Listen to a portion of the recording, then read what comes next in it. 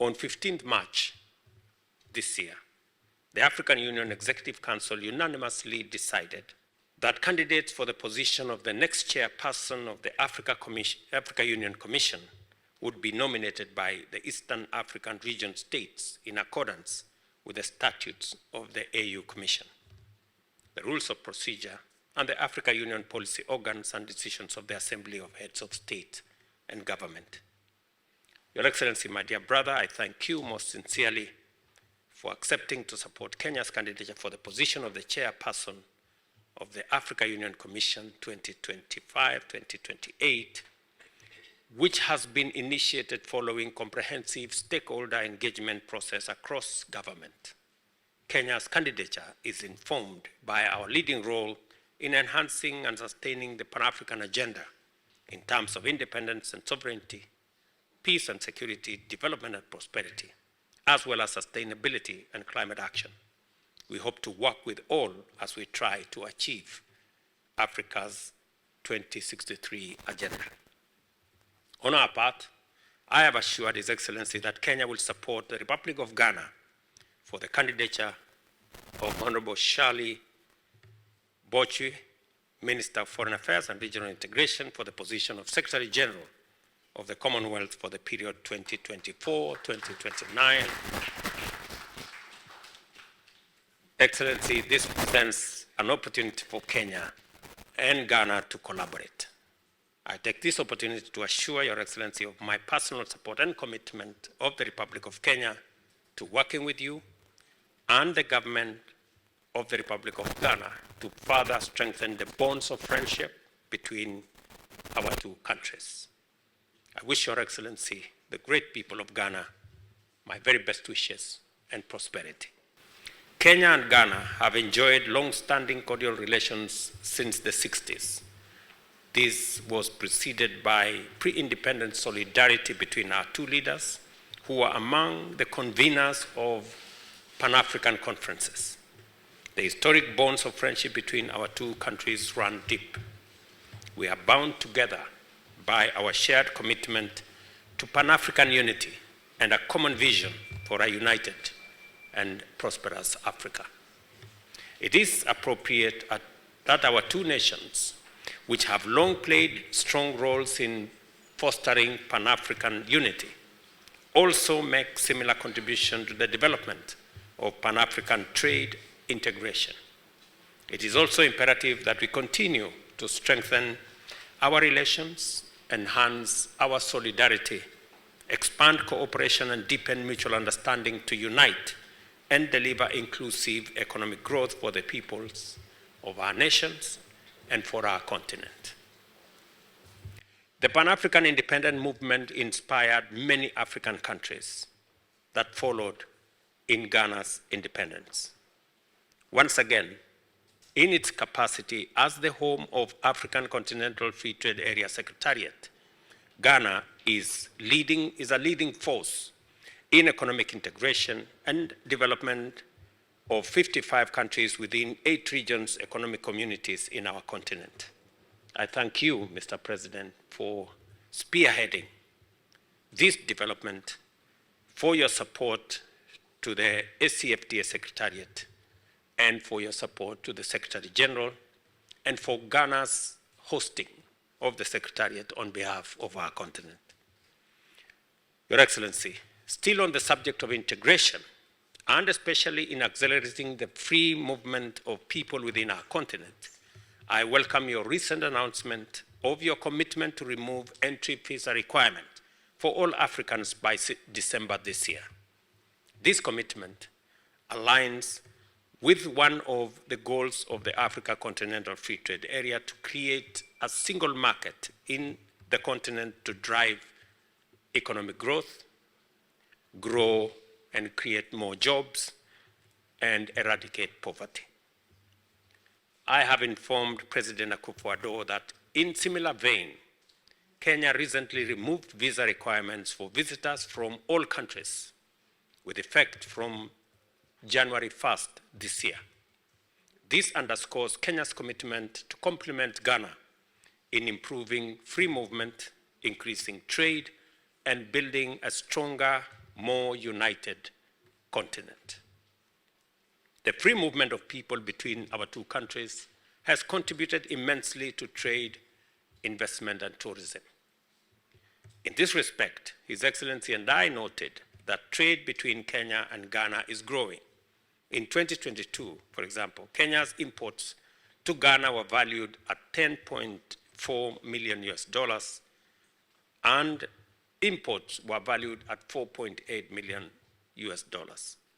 We have agreed that there remains great potential to enhance trade between our two countries, especially in the numerous opportunities arising from the establishment of the Africa Continental Free Trade Area. President Akufo-Addo and I are encouraged that under the ACFTA, our two countries have taken bold measures to explore these opportunities. We recall that in October 2022, I flagged up from Nairobi the first consignment of Kenyan tea destined for Ghana. On 23rd September 2023, Kenyan-made chloride-exide batteries worth about 9.3 Kenya shillings landed in the Ghanaian port of Tema, while Little Cab, a taxi-hailing service from Kenya, is now also operational in Ghana. My brother and I noted that Ghana Export Promotion Authority facilitated Ghanaian business people to undertake a market entry expedition to Kenya between May 23rd and 27th last year, and consequently, the Ghana Trade House was launched in Nairobi. Undeniably, this initiative represents a giant step towards greater trade within and among various regions and countries throughout our continent, spearheaded by Ghana and Kenya. I congratulate you, Mr. President, for being appointed the champion for Africa Union for the establishment of the Africa Union financial institutions. This include the Africa Central Bank, the Africa International Monetary Fund, the Africa Investment Bank, and the Pan-African Stock Exchange.